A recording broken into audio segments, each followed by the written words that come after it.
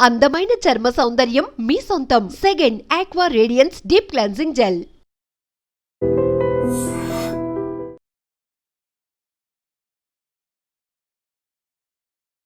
భారత్పై మేడం ఎన్ అస్త్రాన్ని ప్రయోగించింది పాకిస్తాన్.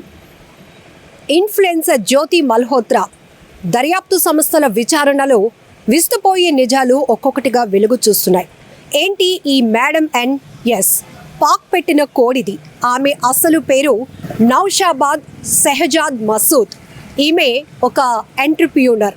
ఈమెనే పాకిస్తాన్ ఐఎస్ఐ ఒక అస్త్రంగా వాడుకుంటోంది. భారత్ ఇన్ఫ్లుయెన్సర్స్ను టార్గెట్ చేయటమే ఈమెకు నిర్దిష్టమైన పనిగా పెట్టింది పాక్. ఇక ఈమె అసలు కోణాలు, అసలు మూలాల్లోనికి వెళ్తే గనుక ఇప్పటి వరకు మన భారత ఇన్ఫ్లుయెన్సర్లు ఎవరైతే యూట్యూబర్స్ వీడియోల పేరిట పాకిస్తాన్లోనికి వెళ్ళి అక్కడ వీడియోలు చేసిన వాళ్ళని పాక్ ఆర్మీకి పరిచయం చేయటం, వాళ్ళతో ర్యాపో మెయింటైన్ చేయటం, మన దేశానికి సంబంధించినటువంటి గోప్యత కలిగినటువంటి సమాచారాన్ని సేకరించడమే ఈ మేడం ఎన్ పని. అందుకనే ఇది ఒక కోడ్ లాంగ్వేజ్లో మేడం ఎన్ అని పెట్టినట్టు కూడా తెలుస్తోంది. ఇప్పటికే దర్యాప్తు సంస్థలు ఇన్వెస్టిగేషన్లో కీలకమైనటువంటి అంశాలు వెలుగు చూస్తున్నాయి. విస్తుపోయే వాస్తవాలు బయటపడుతున్నాయి. ఇలా జ్యోతి మల్హోత్రాతో పాటు ఇప్పటి వరకు 500 మంది ఇన్ఫ్లుయెన్సర్స్ను స్లీపర్ సెల్స్గా తయారు చేసినటువంటి క్రెడిట్ ఈ మేడం ఎన్ది. సో ఈమెనే ఒక అస్త్రంగా చేసుకొని భారత్లో ఒక స్లీపర్ సెల్స్ ఎవరైతే మన దేశంలో ఉంటూ, మన దేశంలో పనిచేస్తూ, మన దేశంలో ఇక్కడ బ్రతుకుతున్నటువంటి వారిని పాకిస్తాన్ టార్గెట్గా పెట్టుకుంది ఈమె ద్వారా.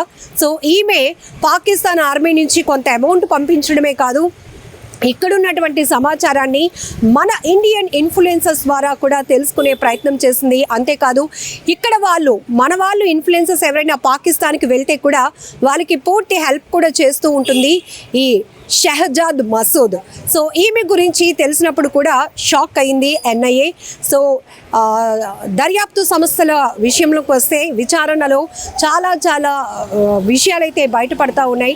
సో ఇక్కడ ఈమె టార్గెట్ జ్యోతి మల్హోత్రా లాంటి వాళ్ళు కూడా ఎవరైతే డానిష్ అనే ఒక వ్యక్తితో కీలకమైనటువంటి వ్యక్తి, అతను పాక్కి సంబంధించి అలాంటి డానిష్ లాంటి వ్యక్తులు కీలకమైన వ్యక్తులతో కూడా సత్సంబంధాలు ఏర్పరచుకునే స్థాయికి ఈ యూట్యూబర్లు ఇన్ఫ్లుయెన్సర్స్ వెళ్ళారంటే ఖచ్చితంగా వీళ్ళకి ఎవరో ఒకరు హెల్ప్ చేస్తూ ఉంటారు.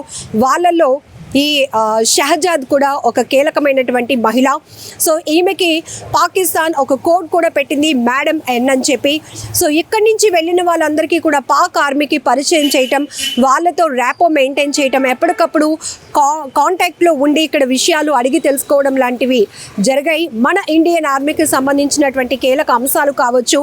వీళ్ళు ఇన్ఫ్లుయెన్సర్స్ వీడియోల పేరుతో ఎంతోమందిని లక్షల్లో మాకు సబ్స్క్రైబర్స్ ఉన్నారు అని చెప్పి ఒక స్టేజ్కి వెళ్ళిన తర్వాత ఏకంగా ఆర్మీ లాంటి సున్నితమైనటువంటి ప్రదేశాలు, సున్నితమైనటువంటి గోప్యంగా ఉంచాల్సినటువంటి కొన్ని అంశాలను కూడా వీళ్ళు బహిర్గతం చేయటం, ఇలాంటి వాళ్ళని వీరు టార్గెట్గా చేస్తూ ఇక్కడ వాళ్ళని మన ఇంటి దొంగలుగా మార్చేసింది కేవలం డబ్బు ఆశ అని చెప్పొచ్చు.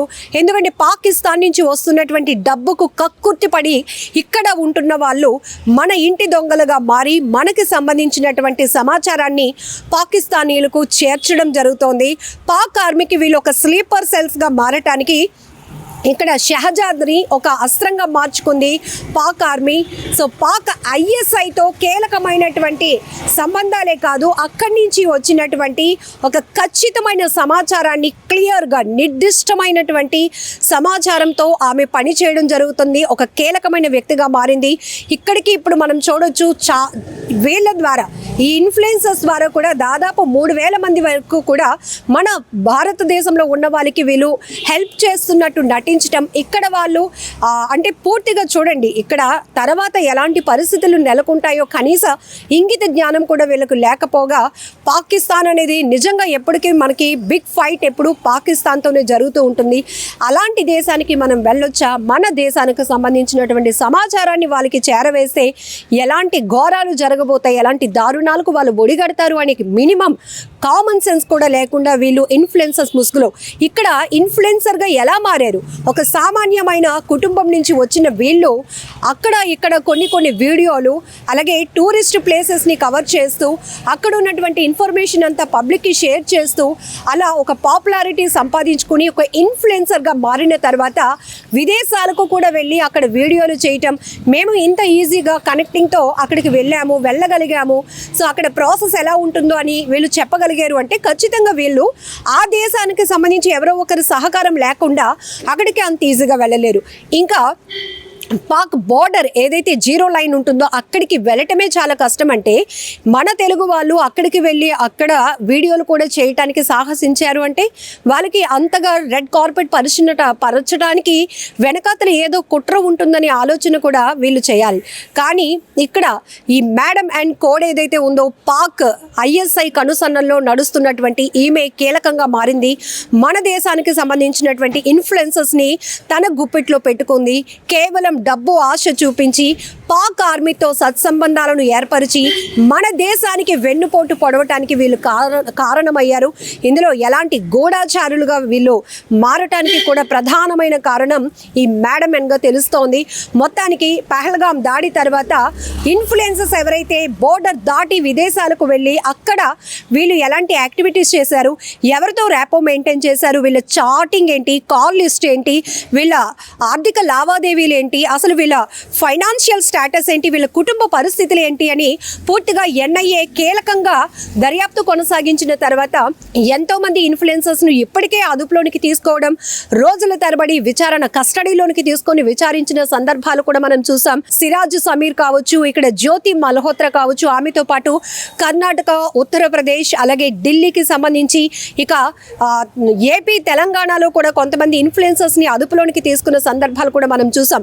ఇలా ఇప్పుడు ఈ మేడం అండ్ చేతిలో ఎవరైతే ఆమె గుప్పెట్లో చిక్కుకొని మన దేశానికి సంబంధించిన వాళ్ళు గూఢాచారులుగా మారారో వారందరిపై కూడా ఇప్పుడు NIA దర్యాప్తు సంస్థ బిగ్ ఫోకస్ పెట్టింది. పూర్తి స్థాయి విస్తుపోయే నిజాలు ఒక్కొక్కటిగా బయటకు వెలుగు తీస్తోంది. సో ఈ నేపథ్యంలోనే ఇంకా ఎంతమంది ఉన్నారు, అసలు వీరందరూ ఏ విధంగా పాక్ బార్డర్ దాటి అక్కడికి వెళ్ళి వీడియోలు చేయగలిగారు, వీళ్ళకి అక్కడ ఉన్నటువంటి ఉగ్రవాద సంస్థలతో కావచ్చు, పాక్ ఆర్మీతో ఎలాంటి సంబంధాలు ఏర్పడ్డాయి, దీనికి ఇంకెవరైనా కీలకమైన వ్యక్తులు పాకిస్తాన్ ఏజెంట్స్ ఇక్కడ కీలకంగా వ్యవహరించారు అనే దానిపై కూడా పూర్తి దర్యాప్తు ఇంకా కొనసాగుతోంది. ఏమైనా సోషల్ మీడియా వేదికగా ఇలాంటి ఇన్ఫ్లుయెన్సర్స్ పై ఇప్పుడు పెద్ద ఎత్తున విమర్శలు వ్యక్తమవుతున్నాయి. ఖచ్చితంగా మన దేశంలో ఉంటూ మన దేశానికే ద్రోహం చేయాలి, వెన్నుపోటు పొడవాలి అనుకున్న ఇలాంటి ఇన్ఫ్లుయెన్సర్స్, అది ఆడవాళ్ళైనా మగవాళ్ళైనా ఎవరిని కూడా ఉపేక్షించొద్దు, కఠినంగా శిక్షించండి అనేటటువంటి అభిప్రాయం కూడా పెద్ద ఎత్తున సోషల్ మీడియా వేదికగా వ్యక్తమవుతోంది. ఇప్పుడు ఈ మేడం అండ్ అయితే మరొక వైపు మరికొన్ని కూడా జరుగుతున్నాయి. ఇంత జరుగుతున్నా మన దేశానికి సంబంధించినటువంటి ఇన్ఫ్లుయెన్సర్స్తో పాక్ ఆర్మీ ఇంత నెట్వర్క్ నడిపిస్తున్నా కూడా ఇప్పటి వరకు దర్యాప్తు సంస్థలు వీటిని గుర్తించకపోవడం చాలా హాస్యాస్పదంగా ఉంది అనేటటువంటి అభిప్రాయాలు కూడా వ్యక్తమవుతున్నాయి.